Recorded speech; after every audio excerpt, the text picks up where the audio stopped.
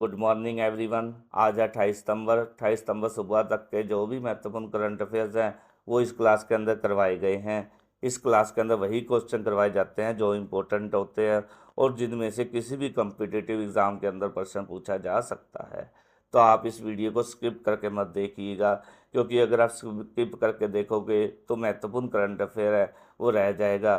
तो चलिए शुरू करते हैं आज की क्लास और हमारा पहला प्रश्न देख लेते हैं। क्या है 28 सितंबर को कौन सा दिवस मनाया जाता है? विश्व रेबीज दिवस, राष्ट्रीय नेत्रदान दिवस, पश्चिम बंगाल स्थापना दिवस, उपरोक्त में से कोई नहीं। कौन सा बनाया जाता है? ऑप्शन वन सही आंसर है। विश्व रेबीज दिवस 28 सितंबर को मनाया जाता है। यह क्या है? यह क्या होता है? रेबीज रेबीज एक संक्रमण वायरल है, ठीक है जी, जो कुत्तों, बिल्लियों, ठीक है जी, बिल्लियों और अन्य जानवरों से क्या है, मनुष्य के अंदर फैलता है, ठीक है। ये क्या है? यह एक वायरल संक्रमण है। अगर इस जो क्या है, मनुष्य की केंद्रीय तंत्रिका को प्रभावित किया जा करता है। अगर रेबीज के जो है रेबीज का इलाज ना किया जाए तो उस मनुष्य की मौत भी हो सकती है। इस दिन 28 सितंबर को क्यों बनाया जाता है विश्व रेबीज दिवस? इस दिन क्या है, जो ठीक है जी, इस दिन क्या है, जो लुई पास्चर थे जिन्होंने पहला टीका इसका खोज किया था, पास्चर जिन्होंने क्या है पहला जो है रेबी टीके का खोज की थी, ठीक है जी, टीके की, उनकी क्या है, उनकी पुण्यतिथि के कारण 28 सितंबर को बनाई जाती है। इसी कारण इस दिन को विश्व रेबीज दिवस के रूप में मनाया गया जाता है। विश्व भर में क्या है, अस्पतालों में, ठीक है, पशु चिकित्सा केंद्रों, स्कूलों और समुदाय संगठनों द्वारा रेबीज पर जागरूकता बढ़ाने के लिए क्या है, कार्यक्रमों और कार्यशालाओं का आयोजन किया जाता है। रेबीज के बारे में वैश्विक जागरूकता बढ़ाने के साथ साथ इस बीमारी को रोकने के तरीकों और, ठीक है जी, और रेबीज से बचाव के लिए भी शिक्षित करना इसकी पहल है। आगे डिटेल में देख लेते हैं जी विश्व रेबीज दिवस के बारे में। यह क्या है, एक वायरल संक्रमण है जो कुत्तों, बिल्ली और अन्य जानवरों के माध्यम से मनुष्य में फैलता है, ठीक है जी। यह क्या है, केंद्रीय तंत्रिका को प्रभावित करता है। अगर इलाज न किया जाए तो मृत्यु का कारण बनता है यह, ठीक है जी।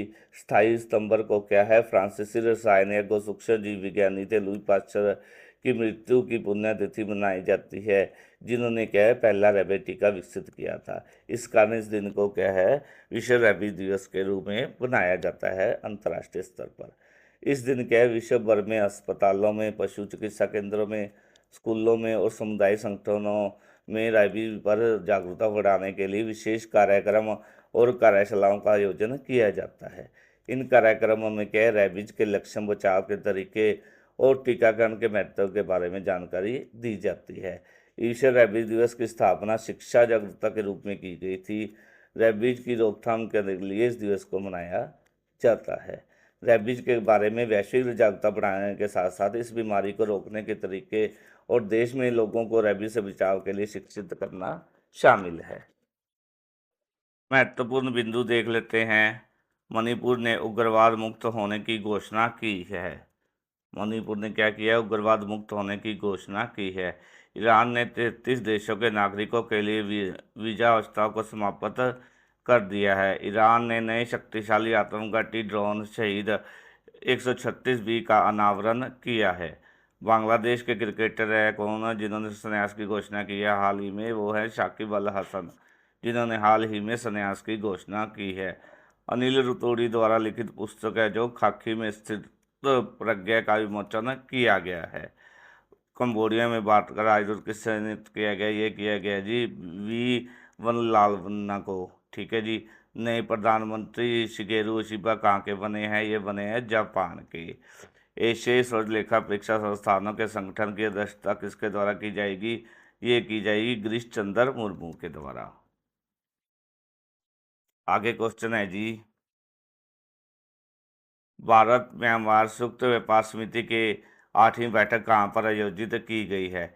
नई दिल्ली, फरीदाबाद, कोलकाता या उपरोक्त में से कोई नहीं। कहाँ पर की गई है भारत म्यांमार संयुक्त व्यापार समिति की 8वीं बैठक? ये की गई है नई दिल्ली। नई दिल्ली में कहाँ पर की गई है? ये की गई है वाणिज्य भवन के अंदर, ठीक है जी। वाणिज्य भवन के अंदर यह बैठक आयोजित की गई है। इस बैठक की अध्यक्षता की बात करें तो किसके द्वारा की गई है? इस बैठक की अध्यक्षता वाणिज्य विभाग के जो हमारे सचिव है सिद्धार्थ, ठीक है जी, सिद्धार्थ महाजन उनके द्वारा, और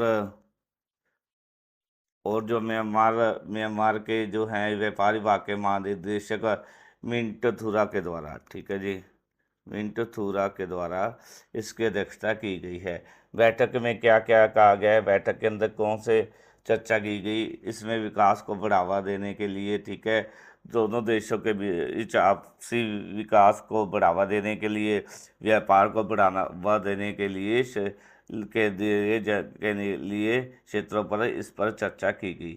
दोनों पक्षों ने शिपिंग, टेक्सटाइल, ठीक है जी, टेक्सटाइल, स्वास्थ्य आदि जो है आदि के ऊपर फोकस क्षेत्रों के ऊपर बातचीत की।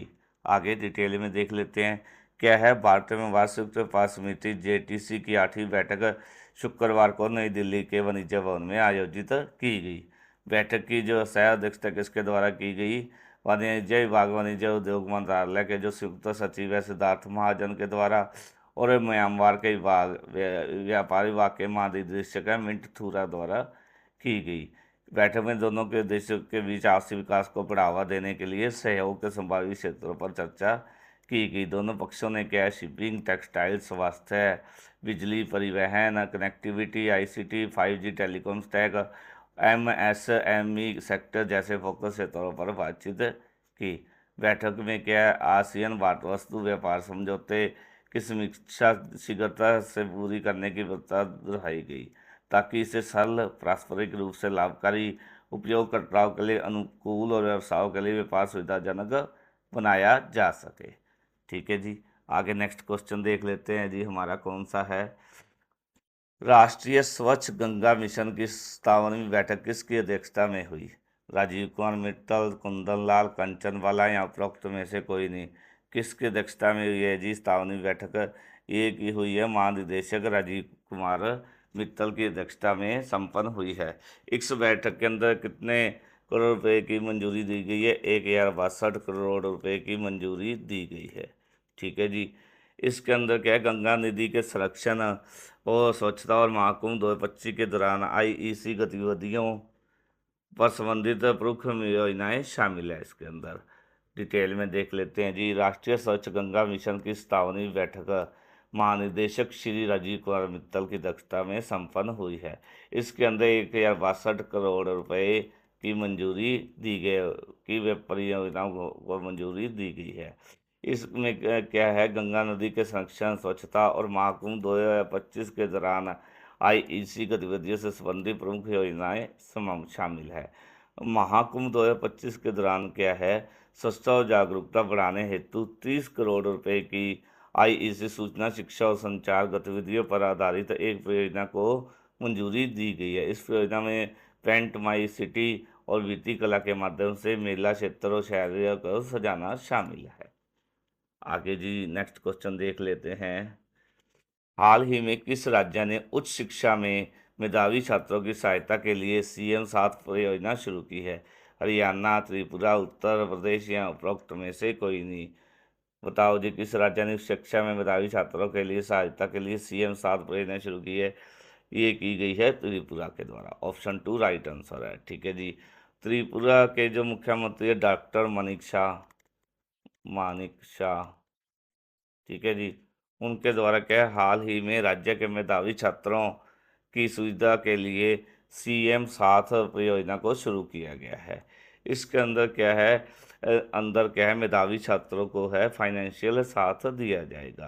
पहले फेज के अंदर क्या है? 200 मेधावी छात्रों को जो है इस वित्तीय लाभ मिलेगा, जिसके अंदर क्या है? 5,000 रुपये प्रति महीना के हिसाब से क्या 12 महीने के 60,000 रुपये दिए जाएंगे। ठीक है जी, 60,000 रुपये दिए जाएंगे। इसके अंदर क्या है? 200 बच्चों को जो डीओ होते हैं उनके द्वारा मेरिट के हिसाब से चुना जाएगा। इसमें क्या है? 200 में से 100 बच्चे तो हैं जो माध्यमिक शिक्षा वाले हैं, ठीक है जी, और 100 बच्चे हैं जो उच्च शिक्षा वालों को चुना जाएगा। इसमें अंदर स्कूली बच्चों को चुना जाएगा। डिटेल में देख लेते हैं क्या है। त्रिपुरा के मुख्यमंत्री डॉक्टर मानिक शाह ने अगरतला टाउन हॉल में राज्य के मेधावी छात्रों के लिए सीएम साथ परियोजना को शुरू किया गया है। इसके अंदर क्या है, स्कूल के स्टूडेंट्स को फाइनेंशियल साथ दिया जाएगा। पहले फेज में कितने 200 मेधावी छात्रों को इसका लाभ मिलेगा। इन 200 बच्चों को क्या है, डीओ जिला शिक्षा अधिकारी मेरिट के हिसाब से चुनेगा। इसमें क्या 60,000 रुपये 5,000 रुपये प्रति माह के हिसाब से दिया जाएगा। इसमें क्या 100 बच्चे माध्यमिक शिक्षा के होंगे और 100 बच्चे उच्च शिक्षा के होंगे। आगे मुख्य बिंदु देख लेते हैं क्या है। दक्षिण अफ्रीका के जो डेविड मिलर है वो टी20 खेलने वाले 500 टी20 खेलने वाले दुनिया के छठे खिलाड़ी बने हैं। क्या है, दिल्ली में बढ़ते वायु प्रदूषण के कारण उप राज्यपाल वी के सक्सेना द्वारा धूल मुक्त पहल की शुरू की है। 27 सितंबर को कौन सा बनाया गया, विश्व पर्यटन दिवस बनाया गया है। ठीक है जी। महाराष्ट्र कैबिनेट ने किसे मंजूरी दी है, लिंग समावेशी पर्यटन को मंजूरी दी है। चीन ने क्या है, स्मार्ट ड्रैगन 3 रैकेट से 8 उपग्रह प्रक्षेपित किए हैं।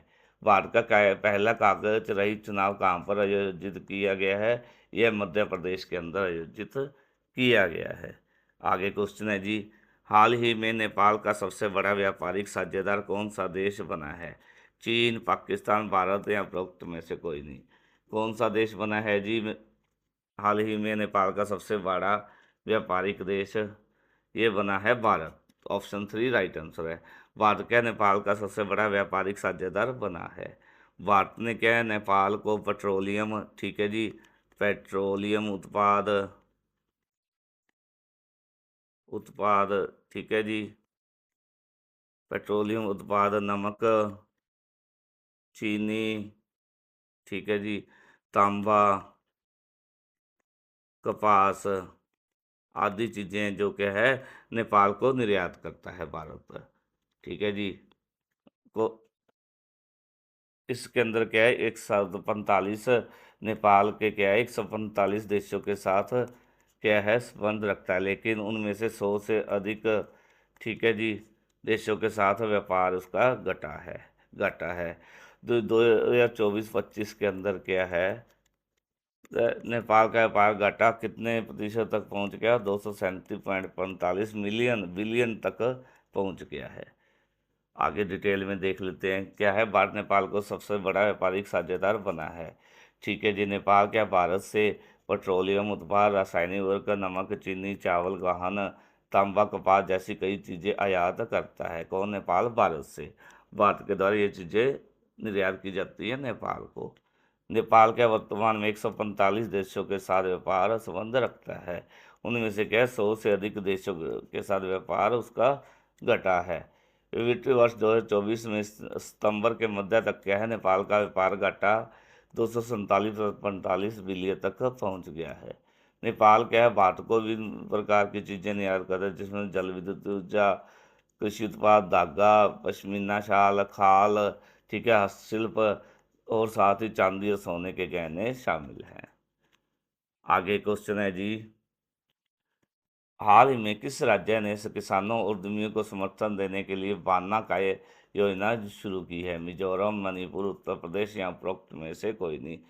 राइट आंसर आएगा मिजोरम। मिजोरम के द्वारा क्या है, किसानों और उद्यमियों को समर्थन देने के लिए बान्ना काय योजना शुरू की है। इसकी सहायता से इसमें क्या है, छोटे उद्यमियों, जो छोटे व्यापारी होते हैं, ठीक है जी, और किसानों को सहायता देने के लिए पन्ना कै नामक योजना पहल शुरू की है।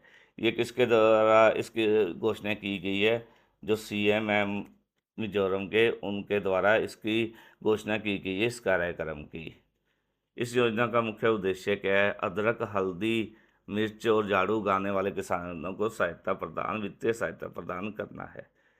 क्या है, मिजोरम सरकार ने छोटे उद्यमी और किसानों को सहायता देने के लिए पाना कै नामक नई पहल शुरू की है। मुख्यमंत्री है जो मिजोरम के लाल दुओमो ने आइजोल के मनपा हाल में इस कार्यक्रम की घोषणा की है। इस योजना का मुख्य उद्देश्य क्या, अदरक, हल्दी, मिजो मिर्च, झाड़ू उगाने वाले किसानों को वित्तीय सहायता प्रदान करना है। आगे क्वेश्चन है जी, हाल ही में डैन ब्रावो ने संन्यास की घोषणा की है, वो किस देश के खिलाड़ी हैं। न्यूजीलैंड, जिम्बाब्वे, वेस्ट इंडीज़ या उपरोक्त में से कोई नहीं। कौन से देश के खिलाड़ी हैं? वो हैं वेस्ट इंडीज़ के जो ड्रैन ब्रावो है। उन्होंने हाल ही में घोषणा की है, संन्यास की घोषणा की है। उनके द्वारा क्या है, क्रिकेट के सभी फॉर्मेट से को अलविदा कह दिया है। यह वेस्ट इंडीज़ की T20 दो वर्ल्ड कप जीतने वाली टीम के जो डैन ब्रावो हिस्सा थे। उन्होंने क्या है अपने जो है उन्होंने अपने इंस्टाग्राम, ठीक है जी, पोस्ट में रिटायरमेंट की घोषणा करते हुए लिखा कि प्रोफेशनल क्रिकेट के रूप में 21 साल खेलना यह मेरे लिए एक अविश्वसनीय यात्रा रही है। आगे डिटेल से देख लेते हैं। वेस्ट इंडीज के महान ऑलराउंडर है जो डैन ब्रावो, सभी तरह के क्रिकेट को उनके द्वारा अलविदा कह दिया गया है। ब्रावो ने कहा कि अब वे किसी भी तरह की लीग में नहीं खेलेंगे। वो क्या है, T20 वर्ल्ड कप दो जीतने वाली वेस्ट इंडीज टीम के हिस्सा रहे हैं।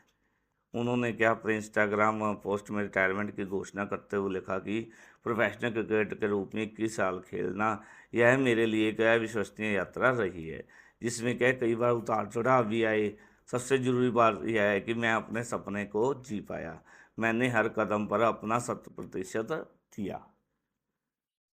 आगे क्वेश्चन है जी, हाल ही में युवाओं को रोजगार अवसर पैदा करने के लिए श्रम विभाग मंत्रालय द्वारा किसके साथ साझेदारी की गई है? यह की गई है अमेजोन के साथ। क्या है? अमेजोन के साथ क्या है, श्रम मंत्रालय द्वारा युवाओं को रोजगार देने के अवसर पैदा करने के लिए साझेदारी की गई है। केंद्रीय मंत्री है जो मनसुख मंडाविया और राज्य मंत्री शोभा करंदलाजे द्वारा क्या है हस्तक्षेप इस समझौते का उद्देश्य है एनसीएम प्लेटफॉर्म के माध्यम से विभिन्न रोजगार पैदा करना, ठीक है जी, करके देश के युवाओं के लिए नौकरी का सुलभता का विस्तार करना है। आगे डिटेल में देखते हैं जी। क्या है, श्रम मंत्रालय द्वारा युवाओं को रोजगार देने के अवसर पैदा करने के लिए अमेजोन के साथ साझेदारी की है। जो केंद्रीय मंत्री मनसुख मंडाविया और राज्य मंत्री जो शोभा कंदाले द्वारा हस्तक्षेप इस समझौते का उद्देश्य क्या है, एनसीएस प्लेटफॉर्म के माध्यम से विभिन्न रोजगार सेवाएं प्रदान प्रदान करके देश के युवाओं के लिए नौकरी की सुलभता को विस्तार करना है। यह साझेदारी क्या है, पोर्टल को अपग्रेड करने में एआई जैसी उन्नत तकनीकों की भूमिका पर प्रकाश डालती है, ताकि क्या नौकरी चाहने वालों और नियोक्ताओं दोनों के लिए अधिक उपयोगकर्ता अनुकूल अनुभव प्रदान किया जा सके। ऐसे पोर्टल के माध्यम से क्या है, महिलाओं और विकलांग व्यक्तियों सहित विविध प्रतिभा पूल तक निर्बाध पहुंचने से अमेजोन को लाभ मिलेगा।